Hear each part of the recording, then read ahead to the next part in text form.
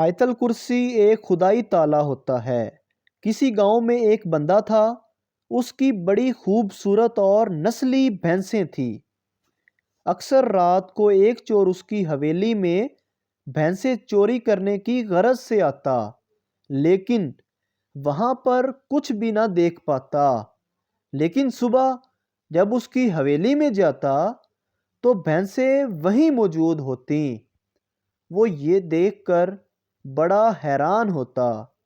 ایک دن اس چور نے بھینسوں کے مالک سے حیران ہو کے پوچھا، تمہاری بھینسیں بالکل محفوظ ہیں، چوری نہیں ہوتی۔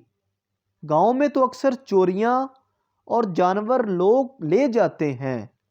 یہ سن کر بھینسوں کے مالک نے کہا، میں آیت الکرسی پڑھ کر کونوں میں پھونک دیتا ہوں۔